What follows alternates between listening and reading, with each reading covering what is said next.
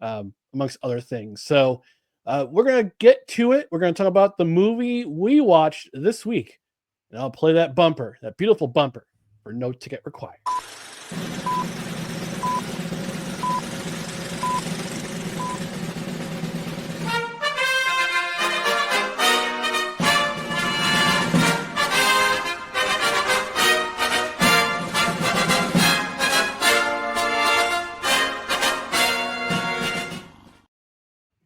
In my head, I'm singing that like Ralph Wiggum. Yeah, it does fit. And I always key in on the people that jump back. That always gets me. It gets me too. So this week, we are going to review Mystery Alaska from 1999. Stars are Russell Crowe, Mary McCormick, the late great Burt Reynolds. Yes. Cast of characters: Cole Meany, Lolita Davidovich, Harry Kazaria, just to name a few people. Mike Myers makes an appearance. Yes, the end. Mike Myers. Yeah, there's some surprising cameos in this movie. Caught me off guard. There are some surprising cameos, but we're going to talk about this movie. And Dustin, I'm going to start with you because I don't think before this weekend you saw Mystery Alaska. No, I had never seen this. A little peek behind how the sausage is made. When our original choice, we could not find it on streaming. So you and I were going back and forth, and I found this movie on lists, but I had never seen it. And then you said, how about, after a little bit of back and forth, you said, how about Mystery Alaska? And here we are. And I have to say, when the movie first started, I didn't know what to think, but by the end of the movie, I was not disappointed. Okay. Sometimes I'm going to read my notes in some areas as verbatim. First of all, this movie opens faster than you can enter free roam in mode in the new Mario Kart World game. This opening is very short. Like you see basically the opening title card and then they're in. They're in. There's almost no opening credits to speak of for this movie, which is something that surprised me. But this movie overall, to me, Ryan, even though it came out in 1999, if I'm not mistaken, I feel like it was almost an aesthetic choice with this movie, with the way it's shot, with the way people are dressed and everything. It's got a feel of a movie almost a decade earlier. This very much felt like a 1989, maybe 1991 movie. And I don't know if that was a nod to signify that in Alaska, things, some trends might take a while to catch up because of where they are and things. But I liked it. I thought it fit the movie. I thought the vibe fit the movie. I thought the Sports Illustrated article that they use in the beginning was a great plot device to explain the significance of the Saturday game and what it means, and also introduce all the characters. I really like that. But then I have my first note after that is John Beebe's hair is epic. So Russell Crowe, he's got quite a mane on him in this movie. And then I have Michael McKean always plays a D-bag, and he's true. It's true. I love Michael McKean, man. He's such a great comedic actor. He's that role of the scuzzy Walmart type guy. Yes. And of course you know him. Obviously, he is in Spinal Tap, one of the few movies where he does not play a troublesome character. But I know him from the Brady Bunch movie. I know him from Airheads. I know him from Coneheads. In all of these movies. Clue. Clue. Yeah, Clue also. Such a great movie with the great Tim Curry. Oh man, yes. He fit that Butler role so That's a well. fantastic. We might have to do bonus content on that one just for the heck of it. Maybe around Halloween or something. And the French Maid. Oh yeah. But the funny thing is, I have that he does fit. He plays a short role in this movie, but he plays a executive of a shopping chain who's threatening to come to town. But the things that stuck out to this movie, I couldn't believe how young Hank Azaria looked. But I like how the whole community kind of gets behind this hockey game, you could tell how much it means to the whole community. Everybody pitches in to clean up the ice. The whole town's invested, for better or worse. John Beebe gets demoted from the team because people say he can't play anymore, and you gotta have the young kid come in there, the young gun. Yeah. You're but slow, and you haven't scored in over a month. Yeah. But it's clear that his character is one of the better minds in the on the team, and he's kind of one of the unifying forces of the team. And of course, Burt Reynolds, he realizes this, throughout things that happen in the movie. But I was glad that Skank got hit in the head with the shovel. He deserved it. He deserved it for what he said. But there's a lot. Nothing leaves the room. In true hockey, in true locker room faction, what's said in the room stays in the room. Stays in the room, and that violation is dealt with in a rather humorous fashion. Yes. But there's lots of drama in this town. There's small town drama. Sure. The mayor's wife is having an affair with the Skank himself. Charlie obviously has feelings still for BB's wife. They find out they were high school sweethearts. That becomes a theme in this movie. But Mike Myers makes a cameo in this movie. I was very surprised to see Mike Myers. It was pleasant, and that gives this movie points. I'll get to it later when I reveal my order. But the thing, my favorite line of the entire movie is when one of John Beebe's kids is interviewed. I cannot repeat what he said because we are on the big show. We are on the Belly Up channel, so I'll keep it clean. But you're gonna like the line if you watch the movie. And I was invested in the story because it's the classic David versus Goliath tale. And what I think is going to help this movie's ranking for me is the fact that I bought into it. I was more invested in the final game. And I think that helps. But it does have some sports movie tropes, but when they work, they work. I wrote my last note was complete with a slow clap. But in this case, it works, and you get behind some of the characters, and I think it really paints probably what's a pretty accurate picture of locker room and like team banter and stuff. And you could tell it really matters to these guys, and I just enjoyed it. Like I said, it's a classic David and Goliath tale. But with that, I'm going to throw it over to you because I've gone on for a little bit now. No, that's okay. That's okay. I wanted to get your thoughts because I've seen the movie. I actually own the DVD, and now I own it. Now I own it on Amazon. It was $5 to buy on Amazon. So, but it's a great deal if you want to watch a really good kind of dramedy, if you can call it that, comedy drama that involves some sports. Because I forgot when I watched this movie. I was more interested in the hockey aspect, but as I've gotten older, I've seen it with new eyes as I've gotten older. Since this movie is 26 years old now, since its first release, I start to see the human aspect of it, the small town drama, the typical small town drama you get with people.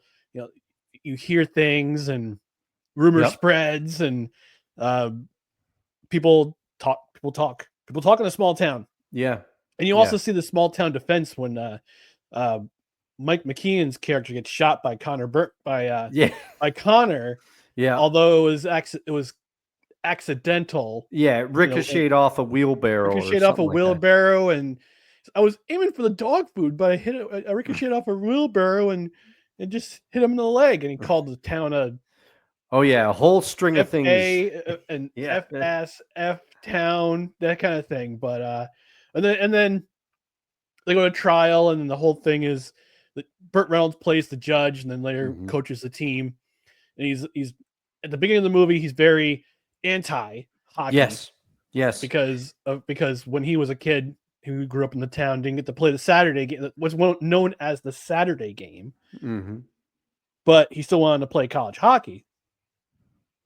But he's the judge of the town. You can see him at dinner talking to his son and his daughter, and he's like, scooping the potatoes. Skate, you don't pass the puck. You always shoot. More potatoes, honey. Yeah. His plate. I've lost my appetite. Yeah, and he leaves. He He leaves. He doesn't leaves. even. He doesn't even have his wine with dinner. And Yeah. for me, that was the only part of the movie that rang a little hollow to me. I wish they would have, illustrated. It was subtly. It was stated, but they didn't like. And I guess people would say it was cliche, but they didn't do like a flashback to show, or No. it was just kind of like he's bitter about it and that's it. So he's extra hard on his son. But it kind of felt like without a little bit of buildup, it felt like he like went overboard on the kid, at first. It didn't go quite Randy Marsh talking to his son about forming a boy band, and he smashes his head into the china cabinet, but you can tell the tension was there. Yeah. But there's tension. There's father-son tension throughout the movie. There's husband-wife tension. Yeah. You find out that the mayor's wife is sleeping with Skank, and he comes to find out about it because, he left his necklace in the bed. Yes. Yeah, bad Skank.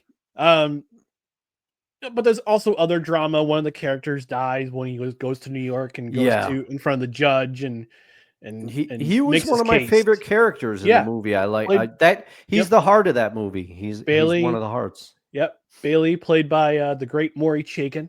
But this movie, like I said, I initially saw it just because of the hockey aspect, but again, you start to see the human aspect and how relationships work and how relationships don't work, and how magically after Skank's apology, the mayor and his wife are lovey-dovey again. It's like that does.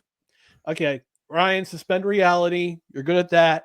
You're good at suspending reality. Let's keep it that way, Ryan. Okay, but in real life it doesn't work because you need more of the you need more of a you do more work in your marriage. But there's some facts in this. So according to IMDb, the entire New York Rangers roster is fictional. Many of the players on the actual Rangers roster at the time refused to be in the film, which is funny because in if that were to take place in 1990 during the 1998 season, you would have had Wayne Gretzky, you would have had Brian Leach, Mike Richter, scoundrel Mark Messier, bunch of the guys from the Rangers in that era. But I'm thinking to myself, you know what? They probably brought up the guys from Binghamton because the Rangers farm system was in Binghamton at the time. And and Connor says, "Oh, there's somebody in a place called Bennington." Oh yeah, he does say that. That's right. I forgot. Yeah, there's something. Yeah, and I'd forgotten that. I knew that Stevie at the end of the movie was signed by the Rangers because they loved his speed and they loved his absolutely burner speed. But I forgot, and I thought it was the goaltender they signed, but it was Connor who they signed because of his shot. But some more facts: the movie is loosely based on the 1905 Stanley Cup game between the Dawson City Nuggets, Dawson City being in, I think, the Yukon territory, and the Ottawa Senators. And another fun fact: the defense Russell Crowe's character John teaches the team is the neutral zone trap. I know. I saw made famous by my New Jersey Devils. So suck it. Yes, indeed. And I love it. And I love when one of the players, I think it might have been Connor, he said, we're gonna play it, and BB goes, "No, we're not gonna play it. We're gonna learn it so we can beat it." Yep. Yep. Russell Crowe's character John Beebe wears number 10 as team captain. Crowe said Ronnie Hockey inspired him to wear number 10 in the film after they met. Francis wore number 10 throughout his NHL career and captained the Hartford Whalers / Carolina Hurricanes and Pittsburgh Penguins. So yeah, there's some ties there. Also, if I remember correctly, Mary McCormick went on Howard Stern back in the day because she was also in Private Parts. Private Parts movie. And she said that when she made this movie, she was inspired to sign up for a local women's league team. Oh, wow. In Los Angeles when she was living there. So I don't know if she still plays in that league now. She's in her 50s, I want to say. Let me just double check real quick. Real-time research. Yeah. But wait for the t-shirt. Yeah. February 8th, 1969. Nice. Wow, she's 5'7.5". She's tall girl. Yeah. Oh, yeah. She's my type. She's taller than me. Taller than me. Mary McCormick, if you're out there, hey. Oh, she's married. Never mind. Oh. But still, like I'm a Mary McCormick stan. So I liked her in Private Parts. I loved her in this movie. Like she was excellent in this movie. So, but yeah, this movie. I mean, for me, it definitely affected my ranking too. I mean, Seabiscuit right now. Seabiscuit is still number 1. Yeah. But moving to the cover to number 2 slot is Mystery Alaska. I don't know about you. Yeah. No, I'm exactly where you are. This may be the first and only time that we are unified on our movie rankings. We'll have to see how the rest of the series shakes out. But over the first 2 years that we did this, you and I had some differences, but this one I'm lockstep with you so far. Seabiscuit's going to be tough to top because I think both of us, I mean, look, we glommed onto the same quote, and I think we saw the movie the same way a lot of time during this review. And for this one, because of the fact that I bought in more and just kind of let the movie take me, to me shows that it was a better movie to me than Draft Day. Because Draft Day, I was laughing at the ridiculousness of some of the things that went down. And in Mystery Alaska, it definitely has some of the ridiculousness. In all likelihood, a team like this would not be able to hang with the New York Rangers. But that's another thing. Okay, without spoiling it, because I recommend you go and watch this movie if you're just looking for something that's lighthearted, but it's got some heart. It's $5 on Amazon if you buy it now. Yeah. FYI. And the thing is, like, it ends where it's got a feel-good sports movie ending, but it doesn't end maybe the way that you think it ends. And I liked that aspect of the movie. Me too. And I was looking at the IMDb in the cameo section. Mike Myers' character. Mike Myers plays the commentator Donnie Schulthofer. Yeah. And he has similar mannerisms and sayings as Don Cherry. I was going to ask if it was Don Cherry. It was Don Cherry, yeah. That served as the inspiration because Mike Myers is from Toronto. Yep. So he probably watched Hockey Night in Canada, Coach's Corner growing up, getting used to all his mannerisms. He's like, good Ontario boy. Did I ever send you Don Cherry Piano Desk? That's one of the greatest. So if you go on YouTube after our show, of course, watch our show. And then after the show, look up Don Cherry Piano Desk. Because you know how Don Cherry used to put his hands on the desk and do that all the time? Somebody put piano to it. And it's so awesome. It's so awesome. There's like a series of them. And like if he slides his hands over, it's like it's hilarious. Don Cherry Piano Desk. Look it up. Yeah. I know Don Cherry does a podcast, so maybe we'll have to invite him on for a podcast. Oh man. He might bury both of us. I would love to get his story. I would love to get some stories because I've watched a couple. There's actually a movie. I think it's called Keep Your Chin Up, Kid, the story of Don Cherry. And Don Cherry is played by Jared Keeso, who is the inspiration for Letterkenny and Shoresy, two of my favorite shows. Yeah, it's just really funny. I'm like, is that Jared Keeso? Oh my God, it's Jared Keeso. He's playing Don Cherry. Got a couple of comments in the comment section before we go to break. Our friend of the show, Drew Willingham, D. Willie, saying happy Taco Tuesday, fellas. Happy Taco Tuesday to you. Although I had ham, steak, and eggs for dinner. So, but I did have a burrito for lunch. But guess what? I did have tacos before the show. Hey. 2 of them.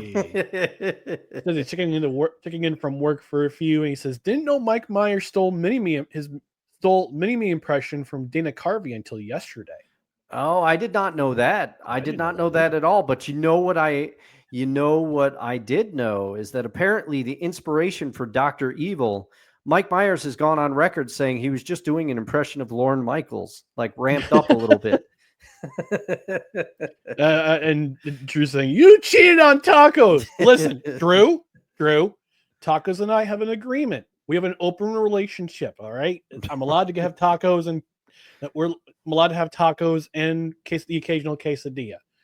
This is Lorne Michaels, and he's like giving you the horns because you're having tacos and facts. Yeah. Facts. But no credentials required, no ticket required. Mystery Alaska, great movie. It's a good movie. Again, if you can rent it on Amazon for $4, or you can buy it on Amazon for $5. I recommend doing the latter and buying it so you have it in your library. And Drew saying monogamous taco relationships. I'm a Mexican swinger. What can I say? Oh man. All right, we're going to ignore that completely. That's been our latest edition of No Ticket Required.